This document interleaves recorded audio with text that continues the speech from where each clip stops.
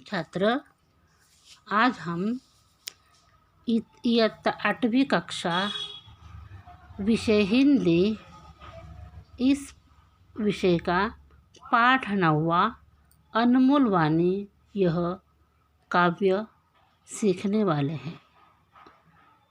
इस काव्य में दोहे लिखे हुए हैं। ये दोहे संत कबीर, भक्त सूरदास इन्होंने लिखा है। यहाँ पर संत कबीर इनका जन्म लगभग 1398 उत्तर प्रदेश में हुआ। इनका परिचय भक्तिकालीन निर्गुण काव्य धारा के संत कवि कबीर मानवता एवं समता के प्रबल समर्थक थे। इनकी प्रमुख कृतियाँ साखी, शबद, रामायणी, इन तीनों का संग्रह बीजक नामक ग्रंथ में किया गया है। दूसरा है भक्त सूरदास। इनका जन्म लगभग 1478 आगरा उत्तर प्रदेश में हुआ। इनकी मृत्यु 1563 से 1591 के बीच हुआ।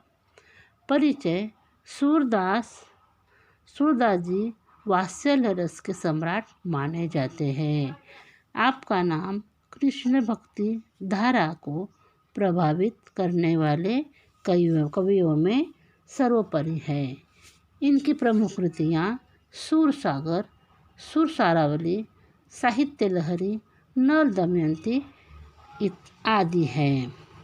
यहाँ पर संत कबीर ने अपने दोहों में मनुष्य को सद्गुणों को अपनाकर आगे बढ़ने को कहा है। उसी तरह भक्त सूरदास जी रचित यह पद सूरसागर महाकाव्य में से लिया गया है। इसमें श्री कृष्ण की बाल सुलभ लीलाओं का वर्णन किया है। यहाँ पर देखिए, हमें जो दोहे दिए हैं उस दोहों का मतलब 2 पंक्तियों की कविता। अनमोल वाणी में संत कबीर और भक्त सूरदास ने दोहों का उपयोग करके काव्य लिखा हुआ है। देखिए, संत कबीर भक्तिकालीन के निर्गुण काव्य धारा के संत थे। उन्होंने मानवता एवं समता का समर्थन किया। इसके साथ धार्मिक आडंबर और सामाजिक रूढ़ियों का विरोध किया है। संत कबीर अपने दोहों में मनुष्य को सद्गुणों को अपनाकर आगे बढ़ने को कहा है। ईमानदारी से काम करना चाहिए, यह कहा है। भक्त सूरदास जी इन्होंने इसमें श्री कृष्ण की बाल सुलभ लीलाओं का वर्णन किया है। यहाँ पर देखिए, मैं अब आपके सामने यह दोहे पढ़ती हूँ। देखिए, मैं काव्य पढ़ती हूँ। जैसा भोजन खाइए तैसा ही मन हो, जैसा पानी पीजिए तैसी बानी होए कबीरा, वैसी बानी होए।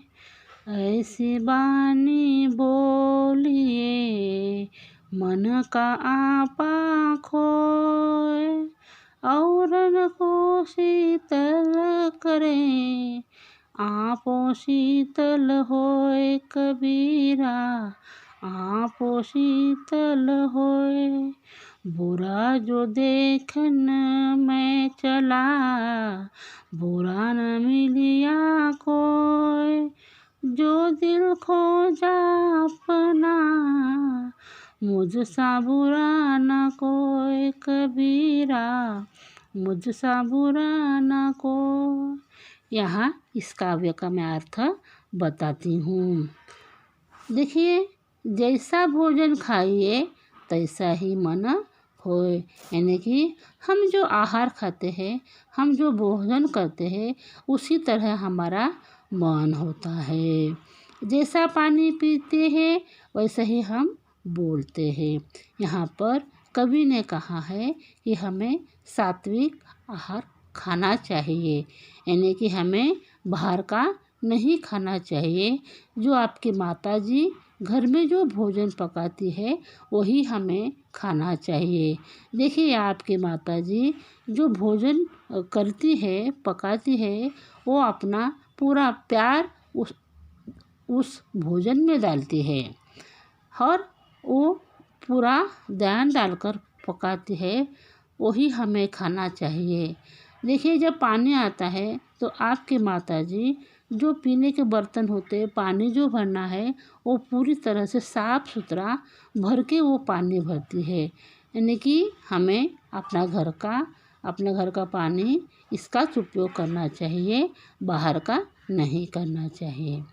ऐसी बानी बोलिए, यानी कि हम जब दूसरे के सामने बात करते हैं तो अच्छी तरह से हमें बात करना है। यानी कि हम दूसरे व्यक्ति को, यानी माता पिता, अपना दोस्त, अपने भाई बहन, उनके सामने हम अपना जो अहंकार होता है भूल कर हमें सामने वाले को अच्छी तरह से बात करनी चाहिए। आपा यानी कि अहंकार। ऐसी बाली बोलिए मन का आपा खोए।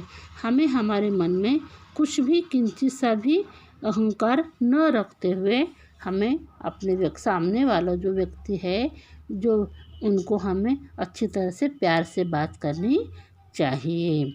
औरन को शीतल करे आपो शीतल होए। हम जब बात करते हैं तो जो व्यक्ति हमारे सामने है, यानी कि अपने माता पिता, कोई भी, तो हमें ठंडी से शीत यानी कि ठंडी दिमाग से बात करनी चाहिए। कड़क जोर से आवाज़ नहीं करना है।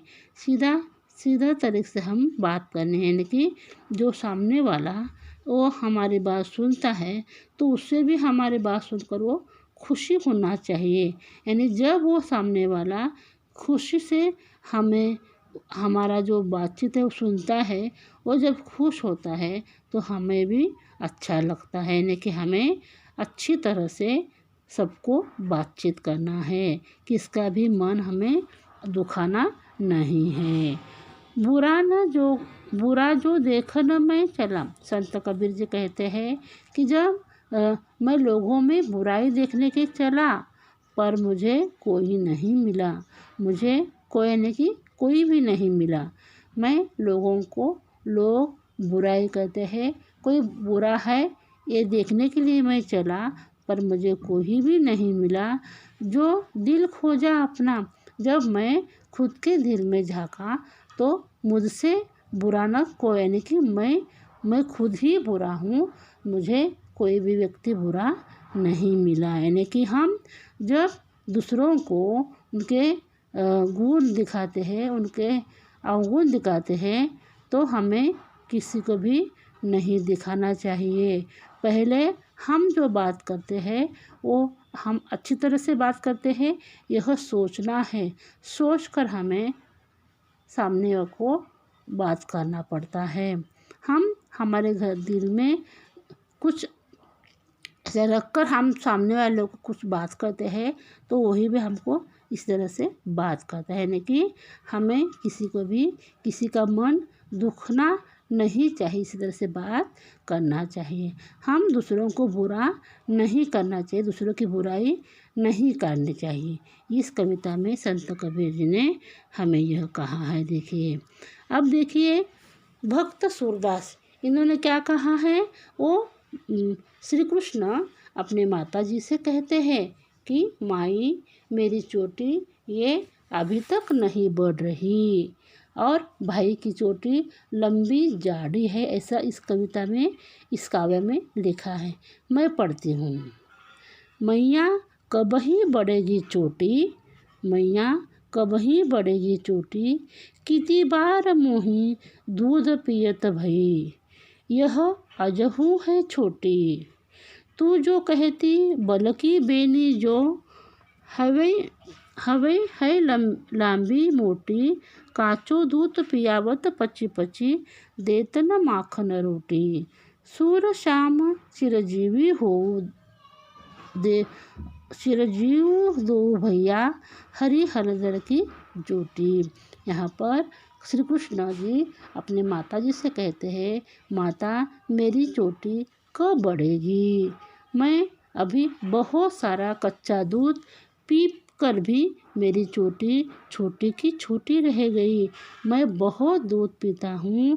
अब ही जब से तुम कहा है कि दूध पिए तो चोटी बढ़ती है, पर आज भी मेरी चोटी छोटी की छोटी रह गई। तू जो कहती है बल की बेनी जो, यानी कि जब हमारा भैया, तेरा भैया जो है बलराम, वो भी कच्चा दूध पीता है, तो कच्चा दूध पीने से, वो दूध पीने से उसकी चोटी लंबी जाड़ी लांबी मोटी है।